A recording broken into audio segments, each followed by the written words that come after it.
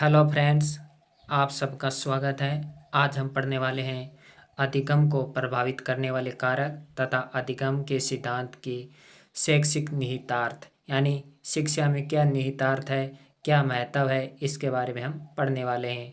तो शुरू करते हैं। सबसे पहले हम पढ़ेंगे अधिगम को प्रभावित करने वाले कारक। तो अधिगम को प्रभावित करता है बुद्धि। बुद्धि है वो अधिगम को प्रभावित करती है। इसके अलावा स्वास्थ्य एवं उम्र, स्वास्थ्य भी अधिगम को प्रभावित करता है।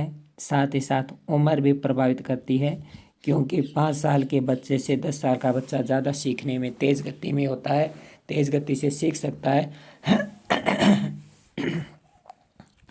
अगला देखिए अभिअक्षमता। अभिअक्षमता से यहाँ पे हम समझ सकते हैं सामर्थ्य। जिस बच्चे में ज़्यादा देर तक सीखने की, ज़्यादा देर तक पढ़ने की, लर्निंग की अक्षमता होगी, वह बच्चा उतना ही अच्छा अधिगम कर पाएगा। तो अभिअक्षमता भी अधिगम को प्रभावित करने वाला प्रमुख कारक है। अगला है तत्परता। तत्परता भी अधिगम को प्रभावित करने वाला कारक है। जिसमें जितनी अधिक तत्परता होगी, उसमें उतनी ही अधिक अधिगम को प्राप्त करने की अक्षमता होगी। अगला है वातावरण। वातावरण भी अधिगम को प्रभावित करता है। अगर आपके आसपास का माहौल, वातावरण अच्छा नहीं है तो आप अधिगम करने में इतने अच्छे साबित नहीं हो पाएंगे। अगला है अभिवृत्ति। आपका नज़रिया, आपका दृष्टिकोण भी अधिगम को प्रभावित करता है। अगर आप अधिगम के प्रति आप ये सोचते हैं कि अधिगम सिर्फ एग्ज़ाम की दृष्टि से ही होना चाहिए, तो आप इस तरह से अगर अधिगम करेंगे ये सोचकर कि एग्ज़ाम की दृष्टि से अधिगम हो, तो आप अधिगम में अधिक रुचि नहीं ले पाएंगे और अधिगम को आप दिल से नहीं कर पाएंगे। तो इसलिए अभिवृत्ति भी अधिगम को प्रभावित करती है। अगला है परिपक्वता। परिपक्वता अर्थात मैच्योरिटी।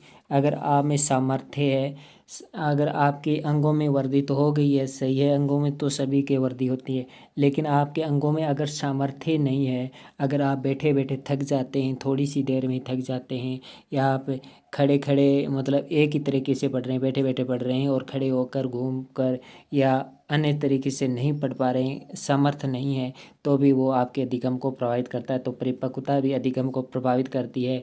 दूसरा, बच्चा जब तक परिपक्व नहीं हो जाता, 2 साल का बच्चा से 5 साल का बच्चा ज़्यादा अधिगम करता है तो भी वो अधिगम को प्रभावित करती है। तो परिपक्वता से यहाँ से मेरा तात्पर्य है, एक तो है मैच्योरिटी, एक है मैच्यूरेशन। मैच्यूरेशन परिपक्वता ही होता है और मैच्योरिटी भी परिपक्वता ही होता है। लेकिन अंतर यह है कि परिपक्वता एक होता है सिर्फ ग्रोथ होना, मांसपेशियों में, हड्डियों में सिर्फ एक प्रकार से ग्रोथ होना, उसका डेवलप होना। लेकिन एक परिपक्वता है मांसपेशियों में इनका डेवलप होने के साथ साथ उनकी अक्षमता में भी, उसके सामर्थ्य में भी वृद्धि होना भी बहुत ज़रूरी है, जो कि अधिगम को प्रभावित करता है। अगला है सीखने की विधियाँ। सीखने की विधियाँ किस प्रकार है? आगमन, निगमन, जिस तरह से विधियाँ होती है तो सीखने की विधियाँ भी अधिगम को प्रभावित करती है। अगला है थकान। तो थकान भी अधिगम को प्रभावित करती है। अगर आप जल्दी थक जाते हैं तो आपका पढ़ने का मन नहीं करता है। अगला है शारीरिक एवं मानसिक स्वास्थ्य। शारीरिक एवं मानसिक स्वास्थ्य भी अधिगम को प्रभावित करता है। अगर आपका शारीरिक स्वास्थ्य अच्छा नहीं है, मानसिक स्वास्थ्य अच्छा नहीं है, तो आप अधिगम करने में कठिनाई पाते हैं। अगला है वंशानुक्रम। जी हाँ, वंशानुक्रम भी अधिगम को प्रभावित करने वाला कारक है। जिन माता पिता की बुद्धि इतनी अच्छी नहीं होती, जिनका संवेग इतना अच्छा नहीं होता, वो उनके बच्चे भी अधिगम करने में इतने अच्छे नहीं हो पाते हैं, ये सिद्ध हो चुका है। तो ये अधिगम को प्रभावित करने वाला वंशानुक्रम भी एक कारक है। अगला पाठ्य सहगामी क्रियाएं।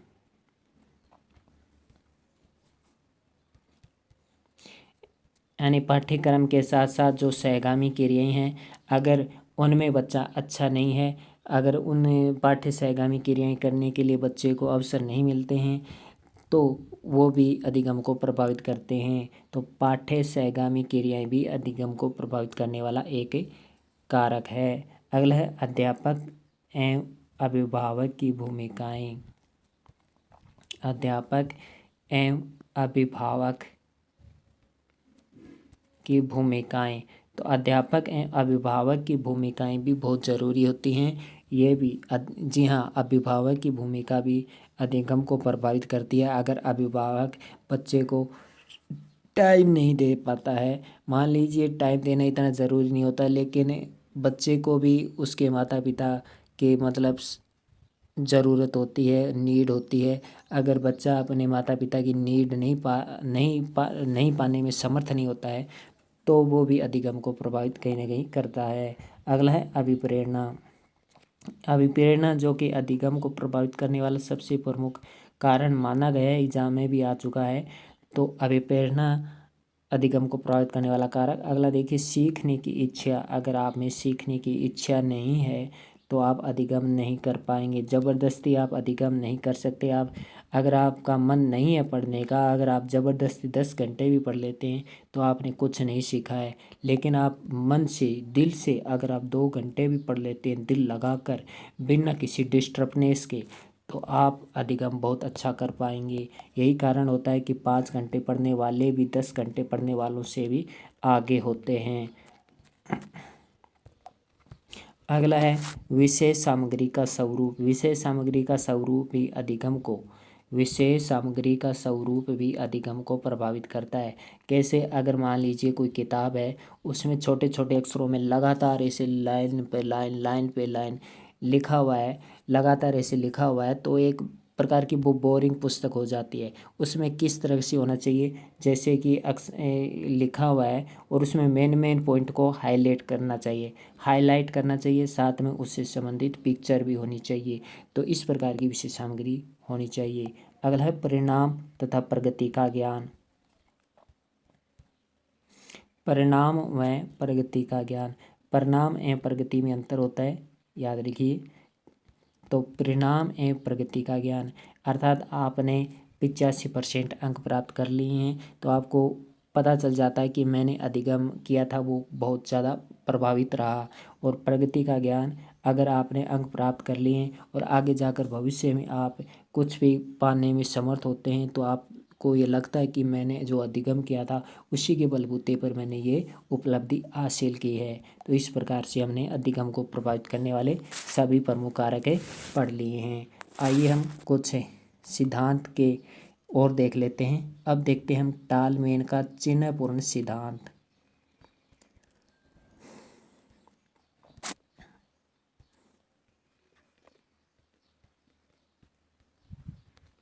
चिन्ह पूर्णाकार सिद्धांत, इसे चिन्ह चिन्ह सिद्धांत भी कह देते हैं, इसे प्रतीक चिन्ह सिद्धांत भी कह देते हैं। प्रतीक प्रतीक सिद्धांत मतलब ये चिन्ह और प्रतीक से संबंधित सिद्धांत है। टालमेन का चिन्ह पूर्णाकार सिद्धांत।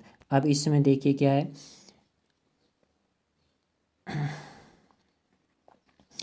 कि इसमें चिन्ह एवं प्रतीकों के माध्यम से बच्चा किसी विषय वस्तु को कितना अच्छे से समझ पाता है, चिन्ह एवं प्रतीकों के माध्यम से बच्चा अधिगम कितना अच्छे से कर पाता है, इसके बारे में बताया गया है। तो इसके बारे में हम विस्तार से नेक्स्ट पार्ट में पढ़ेंगे, क्योंकि अभी हम पढ़ने की शॉर्टकट में पढ़ने की कोशिश करेंगे तो इतना अच्छे से पढ़ नहीं पाएंगे। तो टालमेन का चिन्ह पूर्ण सिद्धांत बहुत ही विस्तार से, बहुत ही अच्छे से, गहराई से और प्रश्नों के साथ नेक्स्ट पार्ट में हम पढ़ेंगे। अब हम देखते हैं प्रयत्न एवं बोल का सिद्धांत।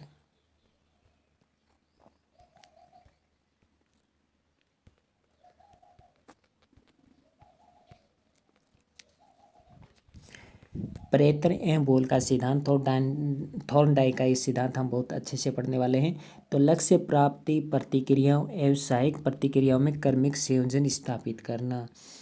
इसका क्या मतलब है? लक्ष्य प्राप्ति प्रतिक्रियाओं, देखिए आप सभी को पता है ये सिद्धांत, लेकिन अगर शब्दों को आप अच्छे से नहीं समझ पाते हैं तो आप गलती कर जाएंगे। तो देखिए, लक्ष्य प्राप्ति प्रतिक्रियाओं व सहायक प्रतिक्रियाओं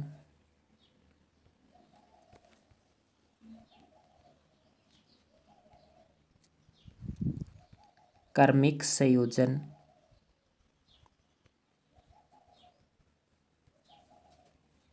में क्रमिक संयोजन स्थापित करना, इसलिए इसको संयोजनवाद का सिद्धांत भी कहते हैं। तो लक्ष्य प्राप्ति प्रतिक्रियाओं यानी लक्ष्य प्राप्ति प्रतिक्रियाएं, जितने भी लक्ष्य प्राप्ति के लिए प्रतिक्रियाएं हैं एवं जो सहायक प्रतिक्रियाएं हैं, उन प्रतिक्रियाओं में कर्मिक संयोजन स्थापित करना। लक्ष्य प्राप्ति प्रतिक्रियाओं एवं सहायक प्रतिक्रियाओं में कर्मिक संयोजन स्थापित करना ही प्रयत्न एवं भूल का सिद्धांत कहलाता है। आइए इसकी विशेषताएं देखते हैं, इसके महत्व देखते हैं। शिक्षा में महत्व देखते हैं। पहला है छात्र प्रोत्साहन, छात्रों को प्रोत्साहन देना इसका एक महत्व है शिक्षा के अंतर्गत। तो इस सिद्धांत से स्पष्ट होता है कि छात्रों को सीखने और उत्साहित करने के लिए उनमें प्रेरणा, लक्ष्य एवं उद्देश्य का होना आवश्यक है। उसका कोई ना कोई उद्देश्य होना चाहिए, लक्ष्य होना चाहिए, उसमें प्रेरणा होनी चाहिए। अतः प्रयत्न एवं भूल द्वारा छात्र प्रोत्साहित होते हैं। अगला है स्वकार्य की प्रवृत्ति में विकास। स्वकार्य की प्रवृत्ति में विकास।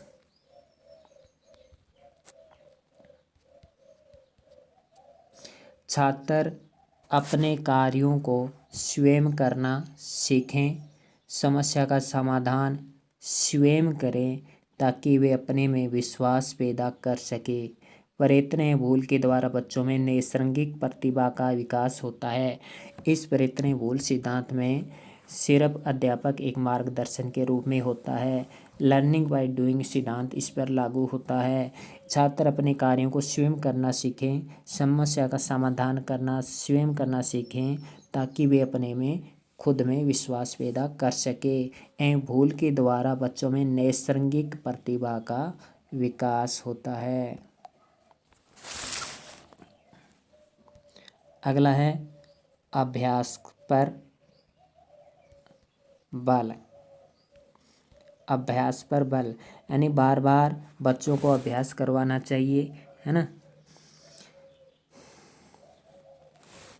तो बच्चों को बार बार अभ्यास तो करवाना चाहिए, साथ में उसका प्रयोग भी बताना चाहिए कि किस प्रकार से अभ्यास करना है। छात्रों को बस गाइडलाइन दी जाती है, छात्र खुद ही अभ्यास करके प्रयोग करके सीख जाते हैं। 4 नंबर देखिए, चिंतन शक्ति का विकास। जी हाँ, चिंतन शक्ति का विकास भी होता है।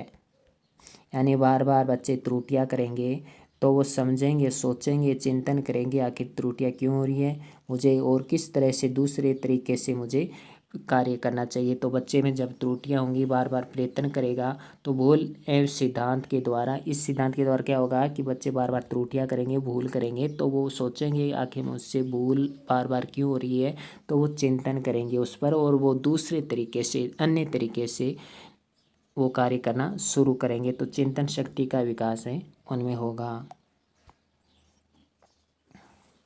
प्रयत्नों के द्वारा समाधान।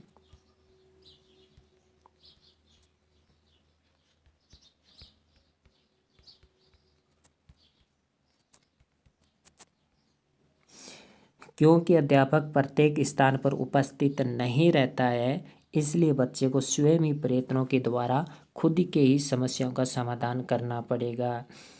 तो कभी कभी तो अध्यापक मार्गदर्शन भी नहीं कर पाता है, तो प्रत्येक स्थान पर तो अध्यापक उपस्थित होगा नहीं, तो छात्र को स्वयं ही प्रयत्नों के द्वारा समाधान करना पड़ेगा। अगला देखिए, मंदबुद्धि बालकों के लिए उपयोगी।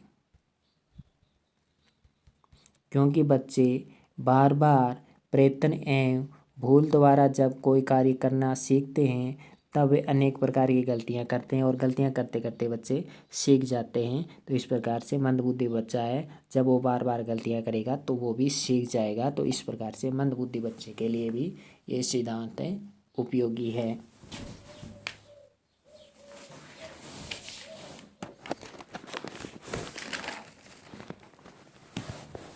अगला देखिए, व्यवहार को अपेक्षित रूप देना। 7वां नंबर है व्यवहार को अपेक्षित रूप देना।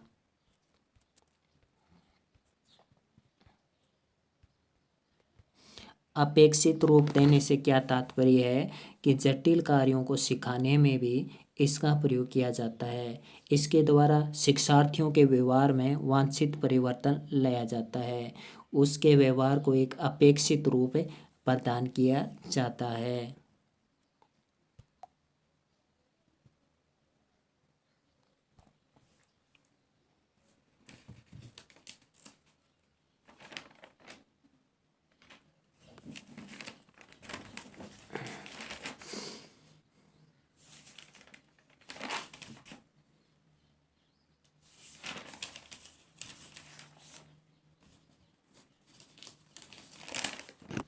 तो ये तो था